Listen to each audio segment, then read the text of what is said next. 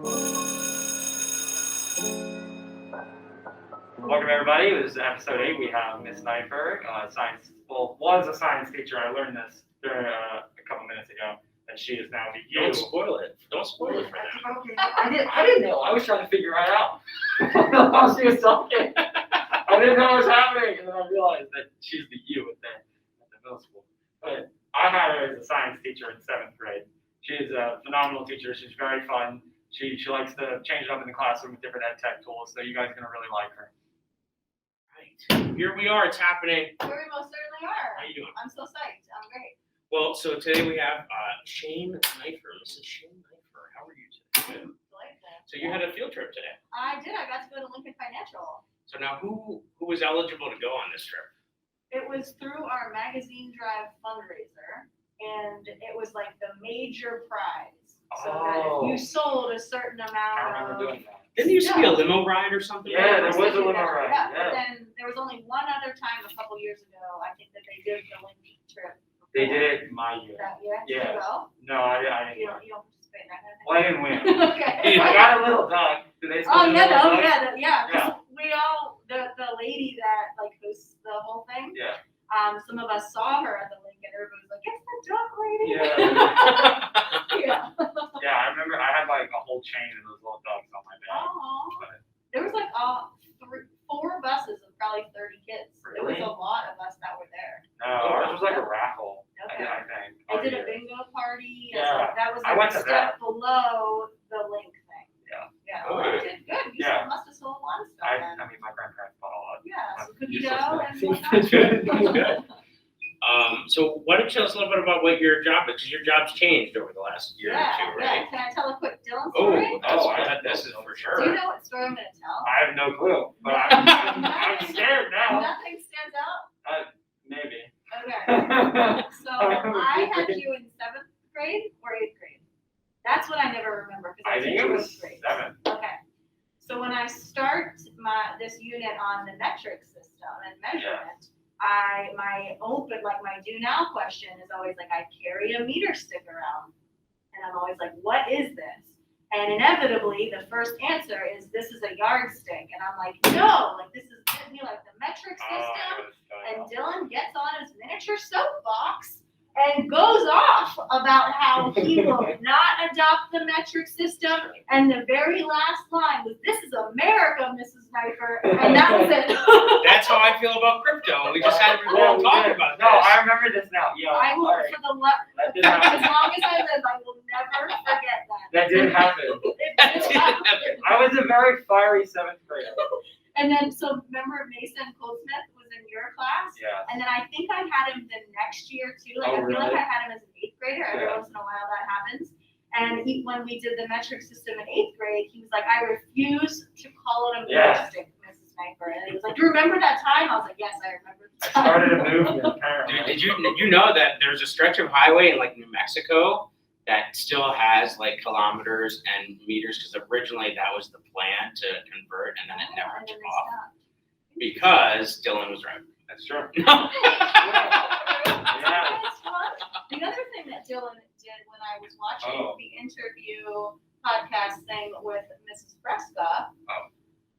you were bashing on science, and then Oh, how you about even it? said, That was you were just like, you my just own. lost every science, and I was That's right. listening, and you were all like, "Shh, science." And then the nurse, we got him with the nurse too, because then we reminded It's her. now an that it's ongoing joke.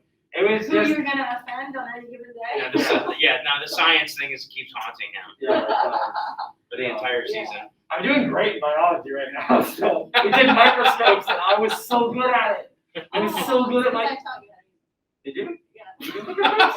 Oh, I don't remember anything from 7th grade. I don't remember doing microscopes. I did microscopes. I was so good at it. And I was like, I'm finally having fun in biology. I was, middle school is tough. Middle school is a tough age because I still remember my 7th and 8th grade science teacher, Mrs. Root, and we just lived to torment her. And like, it was like, Oh, we did a little bit of that. it was just like, yeah. And I felt bad because there was a kid who had transferred in and his name was Chris. And it was a small school. We only had 23 kids in our whole class. Graduating class, not like class. And so the kid moved in, and so we hadn't had a new student in forever. And so she accidentally called him Bruce for whatever reason.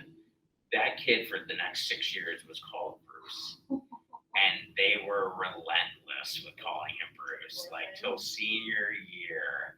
And it's like, that's just, I mean, I to this day am so self-conscious about mixing up a kid's name because I do not want to be the one that started the Bruce trend, like, it's funny. That takes a lot of dedication. I mean, from a bunch of it's a lot of trauma. It's a lot of. That's what I learned about 2020 and 2021. It was like a lot of trauma happened for a lot of people, which is crazy. But so you asked about my position. Oh yeah, tell us about your position. So I think this is my 10th year at O&J, and prior to this, I taught 7th and 8th grade science. My first couple years, I also taught 7th and 8th grade math and science, and then last year at the end of the year, my principal had asked about this position coming about and some shift in some staffing and would I be interested in it, and it's totally my dream job. Like I remember that when we did that running after school a couple years ago, you and I had a conversation because it was when you were first the teacher on special assignment, I think. And I'm like, how do I get your job? I know, and now at you the have middle it. school. Yeah.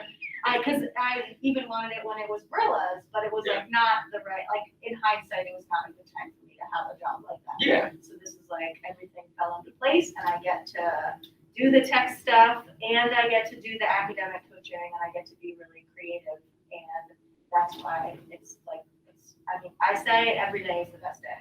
Like that's what I say. Absolutely. I think those things, like you said, happen at the time that they're supposed to happen. Yeah. And all of that, which is great. Yeah, I loved it. I didn't think at first I was going to like it when 3 or 4 years ago they said, hey, take a break from the classroom, help the Flintstones meet the Jetsons. And then I did. I really enjoyed it. But now, like after the 2 years, now that I was back in the classroom, even though at first it was begrudgingly because I didn't want to leave the position, now I'm very happy I did because like I just forgot about like it's just so much fun having that connection with the kids too. That's great. It's fun too. So it's an interesting position, but we do this job for so long that it's nice to have the ability to pivot through the ages, because it's like even now it's like 10 years. This is my 17th, but still like that. Still, I'm barely at halfway now. I still got another 17 or 18 years before technically. So it's like interesting to think because I think teaching too with a lot of things, it's like baseball. I would think for you too, it's like one of those things that it's you don't really start to hone your craft until you're into it. Because when you first start playing baseball, your body's not in a position yet to really do all the things your coach wants you to do. In the same way that go through college and you learn all the theory and practice, but until you get on the field, until you get in the classroom, until you build up those muscles, we'll say. It wasn't until after 10 years that I felt like I started catching a stride too. And then, like I'm teaching 2 different languages, like we do like math and science, like when you're sometimes not getting as much, like if you're playing only first base, you'd get really good at first base. But then if I said, hey, go play left field, you'd be like, wait, what? Because that's a little with me now. My elementary, I'm teaching German, French, Spanish, and Latin. And I'm certified Spanish and Latin, that's fine. But like French and German, like not that I'm teaching anything like huge, but like I had to spend a good amount of time brushing up on those and pulling from friends. I have 2 really good friends from Germany that have been like helping me and Zoom into class. If I want to ask a question, if a kid has a question I don't know, I just call them on my phone and just be like, hey, this kid has a question. So it's like, you pull from wherever you got resource. We had a German exchange student and she had to go back because COVID shut down, but I had her in class in Spanish and she was nice enough to help me with my German when she was here. And then she recorded Flipgrids. The kids in the Nearpod had asked questions they wanted to know about life in Germany as a teenager. Then she used Flipgrid to record all of her answers. So now I have all of her answers and they're the kind of questions you would want. So like this year's kids, it applied, the answers still applied. So I can now replay all those. So this week has been my playing her Flipgrid responses. And they're like, oh, I asked that question. And they think she did it for her. But it's the same question. So, but it was just cool to see how engaged they are when they have something in technology, like allows us to bring that and I'm sure I could find her. I was thought about actually contacting her to one, tell her like I'm still using them, thank you. But it's cool with that kind of stuff. Like, and I'm sure, now in the role you're in, that's the kind of stuff that you're looking at. So we're all presenters at Pete and C. Oh, we are. She's presenting as well. So why do you want to tell us a little bit about your what you're presenting? Yeah. So my presentation is going to be about podcasting. Now, I don't personally have my own podcast, but my plan is that the first half of it is really what I'm most excited about, because especially like last year, I feel like in the spring, I started thinking about with COVID and everything and how things became that you could do them asynchronously. I was like, to not have teachers have to stay after school for professional development. Like, podcasting is such a great form of professional development for teachers. I started thinking about like, how could we do that as PD, where teachers on their own sometime in a month, because we have to have after school PD like every month. I don't know if you're aware of those kinds of teacher things. No, but So I was like, it would be great if, as long as your administrator was behind it, that, all right, at some point you listened to 20 minutes of a podcast or 20 minutes of a podcast, and then there has to be some kind of accountability. So either it's a, Google form or whatever, that teachers have to then give like, all right, what was your best takeaway from what you listened to? So I'm actually doing that with my staff in December. I gave them a list of a couple of podcasts, or they can pick their own, because some people don't listen at all. Yeah. But I thought it would be easy for them to be able to just like click on a link, and then it opens right in their web browser, so they don't have to put anything on their phone if that freaks them out. And then I actually made a Google Jamboard that they will put their reflection on. So I want that to be the first part of my presentation at PNC, like how to use podcasting for professional development. I'm doing it with our new teachers too, but do you Boxer? No, but I know of it. Okay. Because I know Brilla was into it. Yeah. So because that's a small group, I want them to be able to use Boxer to give their explanation as to like. Did you have not heard of Boxer, right? So if you were going to break down. Yeah, briefly, so what would you it's think basically like, Boxer is? it's an app, and it's a walkie-talkie app where instead of having to text, you just hold down a button and you talk. Like, my best friends, it has like transformed our friendship, because we're all moms and it's so hard to keep up with everything that's going on in life. So we'll just leave like, 2 or 3 minute Boxer messages for each other. And then it shows, it's a notification that comes up, and then you listen to it whenever you have time, and then you respond whenever you have time. But the amount of content that you would have to like type into a text message, I wouldn't have time for that. Well, but like, it's the same thing on like if you're in a group chat on your phone, that's like, you could just And you can do voice group memos. ones on Boxer. Yeah. And it's free. Yeah, so that's because that makes sense, because like I have friends that will only do that kind of thing through either Facebook Messenger or through the other one, because it's easier. I'm doing a lot of stand-up comedy now, and so I have a couple friends that will bounce ideas off each other, and that's how we'll do it. Because if we did it in text, you can't really tell, And how it's so going. fast to just be able to speak it versus having to type it out. Yeah, no, I like that concept a lot, because I like that every app has something like that on it too, because it helps out. You find like, I guess that makes sense since I was going to say, if you're friends, like I can imagine just, doing a group chat with Boxer, that makes sense for like the school that's cool. Now, so I wanted to try something different, because I just want to have all of this data for this presentation at PNC. Yeah. So for the one, you were probably on the email that I sent out yesterday to the middle school. I also made a Google form for the teachers to give that, so that they could give me feedback, since I've never done that kind of thing before. It's just been like my brainchild. And that's what I did at KTI. That was my that was the passion project. Oh, that's awesome. Yeah. But I wanted to do something different than just a Google form to reflect, so that's why I picked the Jamboard. And then trying the Boxer, just to see if for a small group it would work. It would not work for like a whole faculty. Well, it's like the kind of projects that you're getting in class that are like, how can I give you choice and voice? How can I give you other options instead of like, you have to do this? Because it's the same thing, it's like, how do we continue to grow professionally and stay up to date? So now this is a great option to say, well, we know now we have to be flexible.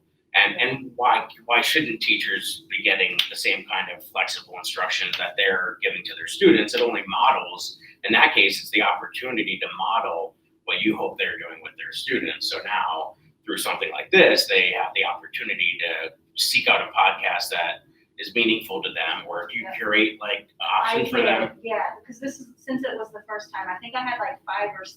Because the market is so saturated. Like people say, like at first for me, like before we started doing this, somebody would say podcast, and I was like, oh my god, everybody's a podcast. I get it.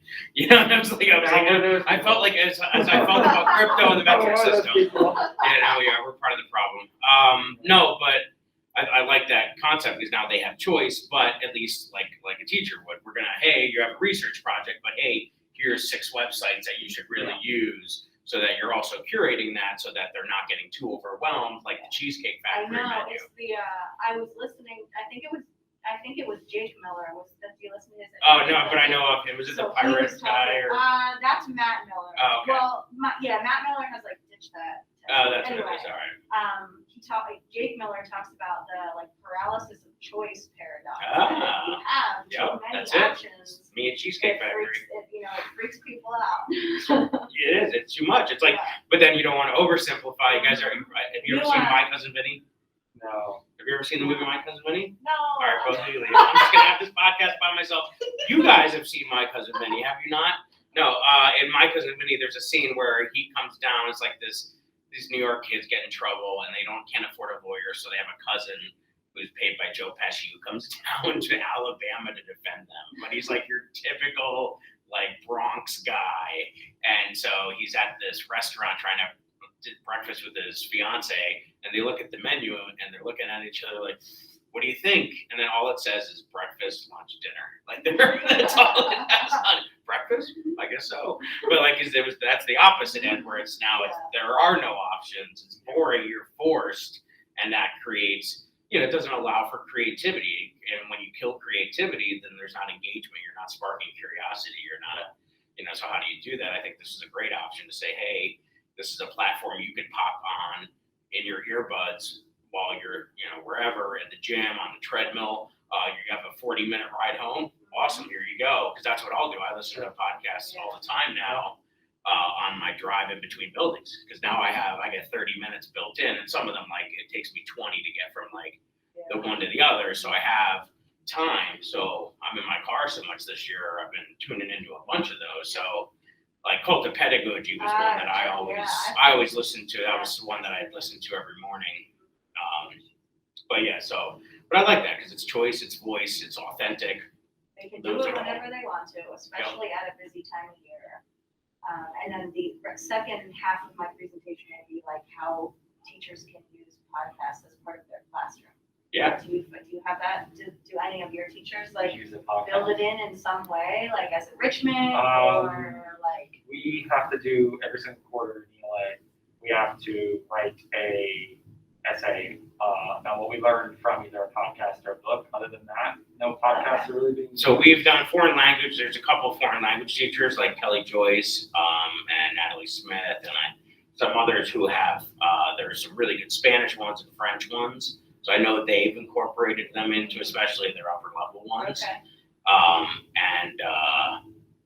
I know English has them listening. I know certain English classes, like Jesse Wright does a lot with their DI kids, where they listen to podcasts as well as a part of that. So I think it's become more and more of a thing, which is great. And that's an option that I've always had for some of the kids for some of their projects, is that if they had to have a component, they could have interviewed somebody or done a podcast episode with their friends, or that's one that's always been an option. I don't think it was one that maybe I pushed as much, but it was one that was always there for the taking for a kid who was like that.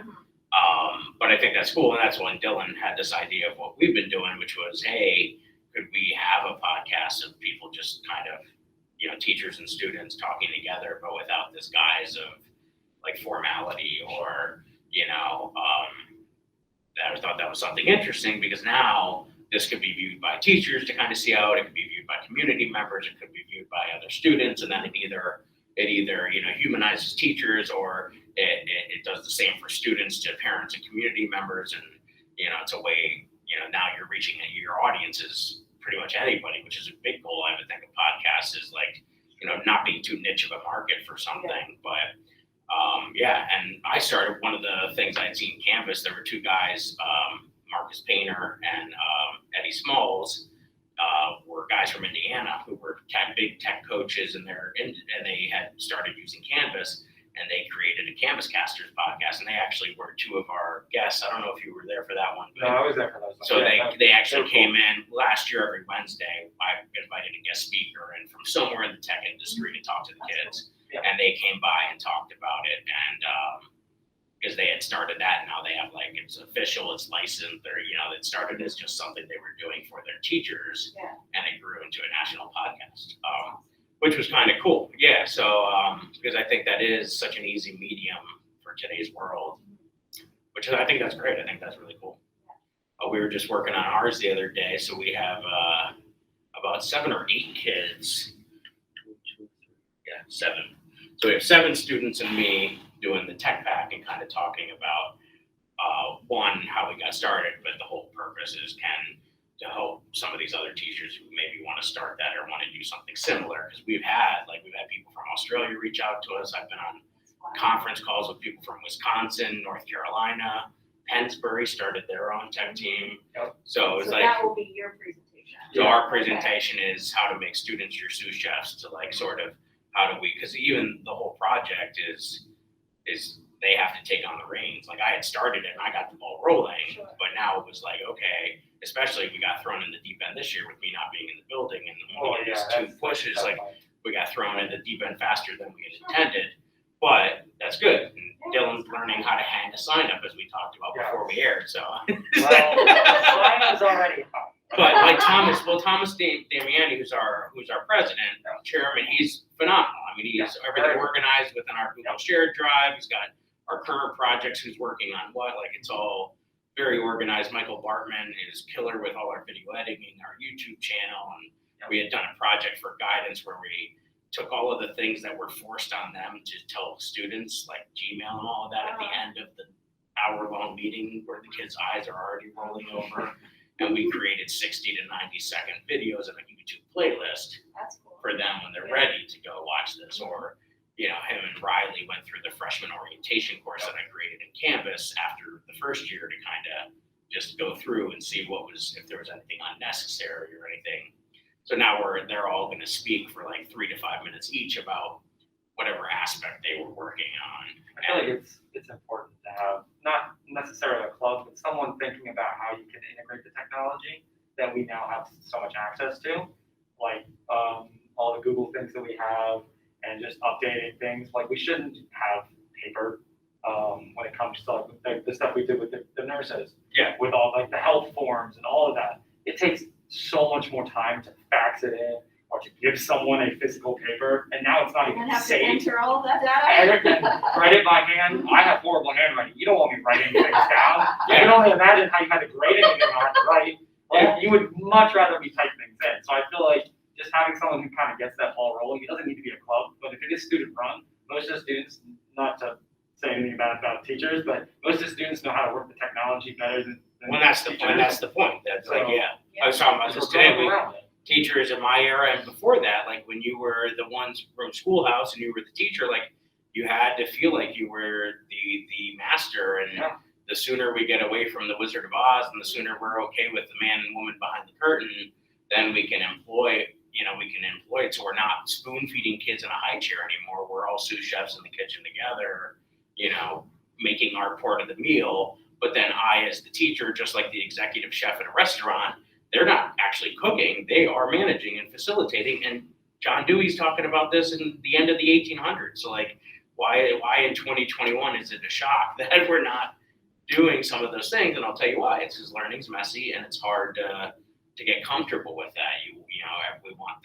We want things in life to be bite-sized and easy to digest, and sometimes it's not that simple. And that's what we talked about with Miss Frasca. She was okay with it being a little messy. She's okay with it seeming a little on the edge of chaos sometimes. And that's hard, because plenty of teachers that are very linear. Some people are thinking in general is very linear. My wife with directions. We were talking earlier about your dad. If I tried to give her just some roundabout directions, she needs specific landmarks and specific things. And And I get that. So I think, there's a lot that could be done in teacher education programs that isn't. And because that's so outdated, it's rolling out, this assembly line of people ready to teach in the 1940s, but we're in 2021. It's hard to move forward. I feel like there's a lot of fear. Maybe not just for teachers, but also administration and people who make the policies, because it's the kids' future. You don't want to mess that up. So I feel like that's kind of like a big thing we need to get over, that like there needs to be trial runs, because I feel like when you don't try things out and you just push it out and it fails horribly, I feel like that's a really big fear for a lot of teachers that Ms. Frasca takes on every single day, because she's willing to fail. And I think that's a big thing that some teachers have issues with, is that they're too scared to fail, and they're too scared to mess up with someone's education. But there is room for failure. There is room that you can work back. So like I think that's something that teachers need, like that hump that they need to get over for us to make some real progress. I think last year helped a lot, because how many times if teachers pop in, like Ms. Smith, Ms. Heffelfinger, they would just pop in on their lunches to our Google Meet and just say, hey, would this work on a Chromebook A? Yep. Or like they would send something to me and say, hey, will this work? Hey, I heard this thing, I want to try it, but I'm too scared. And so now it's gret, because like Sam and I was telling you before we started to film it today, Sam, my TA, who I have almost every day, he and I today were diving in. I did them. I made him do it. I made him become a teacher, but then he threw it over to me to be the student, and then we could kind of see what the system did, so that we could report back to Mr. DeFusco, like, hey, this might be worth your time, because otherwise for him to spend 2 or 3 hours diving through that versus me and Sam 2 or 3 periods, like that's something. And he doesn't have students to test it on. If you have a tech team like we do, we have 40 kids. We have 40 kids who can all try it. Like when we were doing the cyber thing, I went through the entire thing. That one night, I went through the entire program and just to see if any of it didn't work. And it was all perfect, but they didn't know. And they didn't want to send it out to all those kids. And at like one level of the game, like fail, because then you can't move on. And then the whole program is just messed up. So having a tech team like we do, or just having students who are willing to try out new things before it goes out to real students when it's an assignment, it's graded, and it matters. You need that like trial run. Everything in the business world every product is tested so much before it goes out. And it's the same thing for education. You should test something before it goes out. But you shouldn't be afraid to test something. You should be allowed to fail in that test, because you're a scientist. Is every single science experiment ever work out? No. Thomas Edison, 10,000 ways it didn't work. That's right. Saying it for hundreds of years. Well, I appreciate, I love everything that you're saying, because it's funny, as a teacher, like, you expect your students to go out on a limb every day and learn and fail, and that's why we teach, because you don't know those things. But there are maybe not the majority of teachers that are willing. You think that you need to be an expert in front of these kids, but I mean, personally, like, I'll try any ed tech tool, and it might not always be perfect, but I can't say it's ever like totally failed. I mean, I can problem solve things pretty well. So like, I understand that there are people that maybe can't do that quite as well, but I just think you should be like, it's that whole like David Goggins, this guy that I listened to, he's like a Navy SEAL or an ex-Navy SEAL, and he's all like, get comfortable being uncomfortable. Yeah. And that needs to be like a mindset of people. Yeah, and the reality too is like that you're not going to get everybody. Just like I wish every kid got an A, right? Like, so how do we make sure at the very least that everybody in that group knows the train has never left the station for them? And that's why having a buffer or having something like this for us was an easy way to say, okay, there are plenty of people that are go-getters. So like last year, I created a group that met every Wednesday morning of teachers, and the goal was to have one from every department who was someone like yourself, who said, I like to try new things. Mm-hmm. And so we would meet, and I would give a mini report for like 15 minutes on any new updates, new software, new whatever. And then after that, they would, pitch stuff out. And we would just have this like 35 minutes where we met. And I did it right at the beginning of the day and the end of the day to catch anybody who couldn't make it for whatever reason. And that was really great. And then that trickled down from there. So then that created a buffer. And then you combine that with the tech team here, then we created an environment where those teachers who maybe weren't the ones who would have gravitated to it, like they really enjoyed their content, they really enjoyed how they'd been teaching it forever, and that's what they envisioned teaching was. But then if we could start showing them, hey, their peers are doing this thing and it made their life easier, or it made the quality of education easier without increasing their workflow, then that was something like, that's something to be invested in, because you can now get everybody to move up the ladder, even if, wherever they are. Say, like 1 degree, Yep. 1 degree, because then that 1 degree becomes another degree. And it's nice to have, if you had multiple teachers, that so that your base is then that much stronger. Yep. Where, with my position, I'm trying to encourage, I want to help you. It brings me joy to come help you do things. But then, so as I got into doing more of that coaching, there's a group through the IU that does, it's called PIC. So a lot of those, they develop strategies for that, but sometimes it's difficult because there's some people that either don't want help or are onions that you have to peel a layer at a time. And that was what always was great for me. Mr. Garman was one that had a tough line. He did his thing, he did it his way, but God bless him, the last 2 years, he completely converted all of his quizzes over to Canvas. So his final exam, he was the first one to pilot the final exam on campus with me.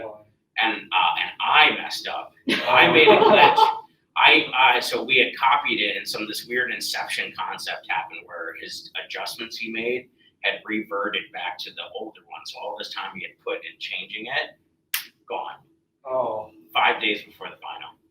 And so I had to go to him and say, hey, listen, I tried to do all these things. I talked to everybody I could. This is what happened. And he looked at me and said, did you learn from it? I was like, yes, I did. And that was awesome. And then I didn't even know he was retired. He didn't tell anybody. So he totally digitally mic dropped and walked out. So and he walked out easy because all of his finals were graded, and he didn't have to sit at a Scantron. It didn't have to stare at them up. It was all done. But and there were Mr. Gallagher, who had been teaching for 25 years English, has not graded on a physical piece of paper in 3 years. Yeah, because these were older people, but they had kids who were in college. And they were saying, oh my God, I see my kids and what they're doing here. How am I preparing these kids to move on to that step? And so it's always about why. When I switched that role and we were getting Canvas, we were getting Chromebooks, I was like, oh man, we got to have 3 days of PD, and I need 6 hours each day. And they said, well, we'll give you 3 or 4 hours on the first day. Well, we ended up having principal changeovers. There was no principal, and so the interim that stepped in was like, hey, I'll give you 15 minutes to roll out Chromebooks and Canvas to the entire faculty. And so all I could do, and after I stopped hyperventilating, was say, well, I just have to give the TED Talk of my life. And I did. But I just said, what is the why? Why should you do this? And I went through 9 different whys, because I knew one of those 9 whys was going to register with someone. The biggest why being well, because our kids deserve it, right? But at the same time, there were other whys that would poke at them as saying, oh, okay, I hadn't considered that or hadn't thought about that. And that started this whole grassroots. That's basically how I had to do the job for 3 years, because we didn't have the same principal, or we were going through a bunch. So I just had to grassroots anything, because I had nobody from the top saying this is what, no teacher had to have mandatory training on campus. Not one. No. And we've had it for 3 or 4 years. And some schools come to us to ask us how we've done it. So even though we're not perfect with it, and it definitely hurt us a little bit in that because we had so many people that stepped up, that came to those meetings, that then brought it back, that now knowing I'm not in the building are stepping up and doing the same thing, just like you guys are stepping up with the tech pack because I'm not around, then all of a sudden we're all pitching in. And now we're a team. We're more cohesive for it, and so that's a blessing, and that's how we should be, and that's what you're trying to do here. Is saying hey, there's a lot of resources out here for you. We know you don't want to sit in a meeting the last day of break, So how about we figure something out here? And that's an interesting thing. Whether it's trying to convince teachers or students to appreciate a lesson, or whether it's trying to convince teachers to PD, or whether it's trying to convince an audience that something's funny. There's something there that has to, you have to really think about it and reverse design it and say, hey, why am I doing this? How can I do it? And what will it look like? And that's that, Simon Sinek is a name, they have a big name. They always say, start with why. What's the power of why? He did this TED Talk where he talked about how tackle was so successful because they start with why. They talk in their ad campaigns. It's always about we're revolutionizing the way you exist, but all these other companies are like, look at my new MP3 player. It plays music. Do you want one? And you're like, there's 9 million of those. Yeah. But if you come at it from why it matters, then you figure out how to get there and what it is. Then all of a sudden it makes sense and it rings true with people. Yeah. And that's the challenge for us. That's the challenge when people need help and they think they just need help. Like, I just need this thing to stop working like this in Canvas. And you're like, well, we got to explain to you why that happens, you know? Well, and if you understand the why, like I feel like it's a really important thing when people come to us, at least for me, I do this all the time. Whenever someone comes to me, I like to show them everything that I do. Because I don't want them to have to come back. I feel like our main job, and the main job of a teacher would be them not to have to come back. Once they do, because then they should be able to do what they need Give a to do man a with the fish, information. teach a man to Teach them fish. to fish, feed them for a lifetime. I feel like for me, I always try to show them exactly what I'm doing and try to explain everything that's happening as it's happening. So not only do they know how to fix it for themselves, but they can someone else can ask them. Yeah. So it creates a chain reaction of more people knowing how to clear their passion cookies, which is a very simple thing that you taught me how to do. Now I teach other people, and it just keeps going. And now we have more collaboration, which is our C. It's our C and our TPAC. It's collaboration. We want people working together. Yeah, that's the name of That's the a game. really good observation. I'm proud of you. Thank you. Yeah, I think about that with my job all the time too, because it's easy to just be like, oh, just give it to me and I'll fix it. You know? But I have to like step back, because sometimes I just like need to figure it out, but I'm like, I need to touch your computer to do that, and then before I know it, I fixed it, and they don't know what I did. Yeah, exactly right. You know? And that, So because then, I'm very cognizant of that, so it's really good that you asked the job. sometimes it's nice to make, at first it's nice to do that too, because they treat you like you're David Blaine doing street magic. Oh, yeah. Oh, yeah. Like, yeah, I made a folder in Yeah, that's Google right. Drive. You're welcome. Yeah. I love Mr. Fox. Bless his soul. Every time I help him, he's like, that is so cool. Yeah. He loves it. And Yeah. You feel like a hero. Well, I love how eager he is to learn. Because like he wants to learn it all, but he doesn't know where to start. So I love him. And that's the other thing, because you think about like the multiple intelligence theories, like you can't know all the things. No, Like, you can't. and there's a whole other tangent, but it fits into science. But like, the whole anti-vax thing going on right now, and like people not wanting to get vaccinated. I saw the thing was at just under 60% right now, or whatever. But like, people who are hesitant, I get that. Here's the thing I would say to I was having a conversation with a relative recently about whether they were going to have their kids vaxxed and all of that stuff. And the problem is you can't know all the things. Whenever I see somebody hesitant, they're just like, well, I just don't know. And I'm like, yeah, but you're not going to go get a degree in microbiology. And even if you do, you can't undo the 20 years of board certified research that these people have been doing. Like just before I was watching on my lunch break, someone from a news article who was a health expert, not a politician, was like, she's like, well, what would you say to them? She's like, well, 2 years ago, I ran myself ranting trying to tell people X, Y, and Z. It's done by people who are the head of what they do. This is what they've dedicated their lives to doing.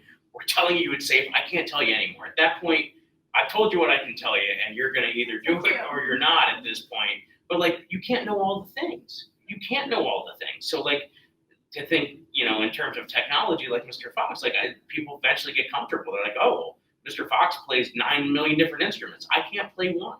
You know what I mean? I probably could, but I just didn't dedicate myself or put the time in because it wasn't a passion thing for me. And that's what makes that's what makes everything so great. And so when we stop thinking we have to compare ourselves to the person next to us, but that's almost just like elementary school. Like my daughters are in elementary, like a show and tell, or how can we show how unique we are? Then middle school, same, everybody be the same. But my body's changing differently. No, you're all the same. And then junior year, I gotta get to college. I gotta be different again. Well, And it's just so I feel like what you said with comparing yourself. Mr. Fisher, Mr. Fisher is he's a baseball coach who works for the school. He always tells us at the beginning of every winter workout season, do not compare. You look at the person next to you, and you're not going to compare yourself to them because we're two totally different people. We play different positions. There's 9 different positions. Everyone's going to have to work on different things. Everyone has different strengths. Everyone has different needs. You can't compare yourself to the person sitting next to you. The only person you compare yourself to is you. Yep. So he's like, every week, look at yourself. Did you get better? If not, do better. If you did, great. Keep doing it. And he said at the beginning of every summer, at the beginning of every fall, get better every day.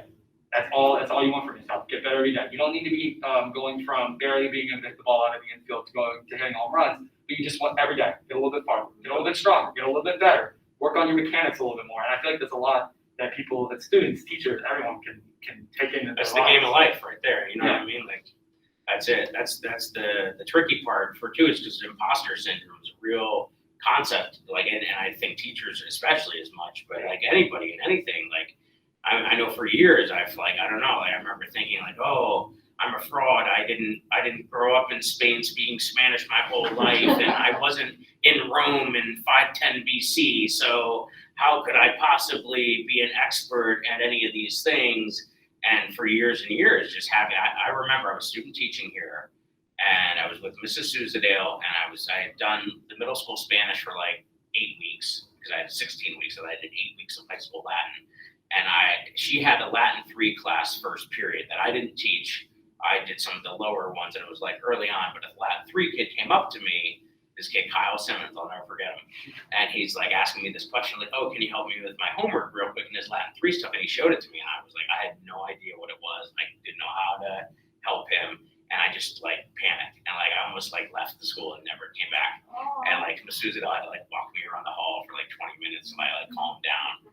Because I was seized by this paralysis of failure and imposter, and what am I doing? Is this just, know you know, everything. and that's a real feeling. And if I can feel that with how, like I look now 17 years later, and I'm like, oh my goodness, like I can't believe that happened to me. But if that can happen to me in that moment, then it can happen to anybody in any moment. And I think that's one thing the last 2 years taught a lot of people is they had buttons pushed that they didn't realize, or things they were confronted with things that they couldn't escape and go socially do stuff to escape it. So they were confronted with their own demons. And I think, how do we help teachers, whether we're as a tech back organization or as an academic coach, how do we approach those teachers who are like in trauma mode? They're in flight or fight mode.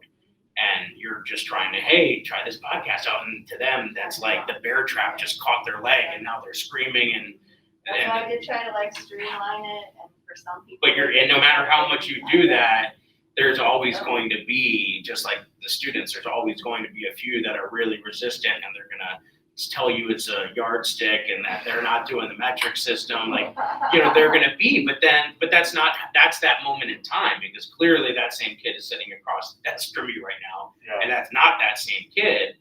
But we all have that. We all have to test the boundaries. If my teachers knew I was a teacher right now, they'd have been like, how did the inmate get to run the prison? That's exactly what they would think. Like, I tell you what, my Spanish teacher knew I was a Spanish teacher, because like that's all we did in the one school, because like I switched schools a lot, so I had to fit in. So I put priority on being socially accepted over, because I knew I was smart. I knew I could figure out whatever it was. That's what made me mad, because even though I wasn't paying attention, I was still getting an A. And so now as a teacher, I understand that mentality. You know, or even as like starting to do comedy stuff. Last night I had a heckler, and he was going, I just shut him down. I shut him down from the get-go, because the guy before me just got ruined by him. His whole, like half of his 5-minute set just got completely ruined, because this guy just kept like asking him questions and kept like poking at him, so he didn't get to do it. It was like, and I was like, oh my God, the teaching like brought me right in, because I knew how to like shut it down, or to roll with it. And, you know, like, if we're not in the right mindset, or if we're not comfortable, or if we think we're an imposter, then all of a sudden you're just like, well, wow, how do I can't, Mr. Fox, like in that moment, it seemed like magic to him, because he's trying to do 10 other things. He's got a bunch of kids with IEPs. He's trying to make sure they're getting what they need. He's got meetings to go to, and Canvas has a new feature he has to learn. Like, that is like so far on the priority. It wasn't a shot at Mr. Fox. It was just an No, you but didn't present it that way. yeah, like I said, because like I don't want him to see this and be like, oh, he's talking about it. Mr. Fox, you know, he was the best man at my wedding. Was he? Yeah. I mean, that would be an amazing best man. He could also be your Oh, DJ. did you? Oh my God! Do you know what I did this to him? Oh, this is so terrible. I've done a couple pranks to him over the years, because that's what you do to your friends. Yeah. But the worst prank I did was, I think it was the day of my wedding. I hid the ring. He left the ring out in the guest room that I was staying at in his house, and I hid it. And I watched him squirm as he tried to figure out where it was. That is terrible. Oh my God, it was terrible. Years off of his like. And so a few years back, it got Mika. We were watching the '08 World Series together. We were both big Phillies fans, baseball fans. Yeah. And I was at somewhere else watching it, and his house was up in St. Pete's, and he's like, "Oh, I'm watching." I'm like, "All right, I'm gonna come up." So I got up there. He shut all the lights off, and he lived in the middle of nowhere. So it took me like 20 minutes to get there, and I'm like listening to it on the radio, and I get up there, and all the lights are off. He's like, "Oh, dude, my power's out." And I'm like, "What?" And it was like game 4. So I'm like, "We gotta get in the car. Let's go in the car." It's like I'm like, I just drove 20 minutes to get here. So we've always had a history of like getting one over on each other. So yeah, no, he's a great guy. No, but and I don't think you presented that way either. I'm just saying like we all have so much going on, and we're always processing so much that we, it's like that saying, "Be kind. Everyone you meet is fighting a great battle." Like they're not wearing it, and some of us don't wear it on our sleeve. And so that's. Well, I know there's a lot of extra stuff that like doesn't even like the basic teaching things, especially having him online, which was amazing. Yeah. Because he could just pull out random costumes or he loves doing that, dude. Oh my god. I was like, where did you keep that? I looked away for 2 seconds. You're in full knight in army. Like he loves to put on a show. You're playing the banjo and like. And we're singing about like. He loves to rap about the word of the day. Like, oh my god, he's got so many. English. Oh. Yeah. But he just gets so into whatever the concept is, whether it's vocabulary, and then he wants to rap about it. You That's can the way tell it he, like, sticks in your really brain. loves English, and like it's his passion. And like next to music, I feel like if like he didn't have music, that'd be the only thing he loved, other than his Queenie Belle, which is his dog. Yeah, because he talks about her all the time. She's oh man, I don't like Queenie Belle. You don't like Queenie Belle? Because I go over a lot, take my daughters over there swimming during the summer and stuff like that, and then I'll have to take the girls in the house to use the restroom or whatever. Yeah. And Queenie Belle just goes crazy. Oh yeah, she was a little rough. He used to just have a cat, and I like the cats better. Well, he would have to mute himself sometimes because she would freak out. And she's a prima donna. She is, yeah. All right, well, this was great. This was awesome. I'm glad I got to see you. Yes, it's very fun. And we'll get to see each other at PTC. Hopefully you'll still be around that day and come see the presentation. Yeah, I'm on Monday morning. Oh, awesome. Yep. Yeah, I think I have Sunday afternoon, I'm doing a Canvas pre-conference session. He doesn't know. Generally. Yeah. It's true. It's my life. I know. My wife has to live with me. It's hard. All right. Well, this was a great session. Thank you for stopping by. And well, thank you for tuning in today's episode. I think it was really exciting to just kind of, I know for me, just to talk a little bit, I felt like we all had, I had some tangents. Everybody had tangents. We heard about a tangent you had. That was great. So no, I just like the energy. And actually, Mrs. Neiffer and I had done a podcast a while back. I had done one when I first started doing the TOSA position that we talked about in the episode, because I also valued, I thought it would be great if we could get PE that way, and she had sat down because we both love the AirPod. So it was cool to just talk a little bit about a lot of things, trauma, all sorts of things. So, so thank you for tuning in, like and subscribe. We'll see you next time.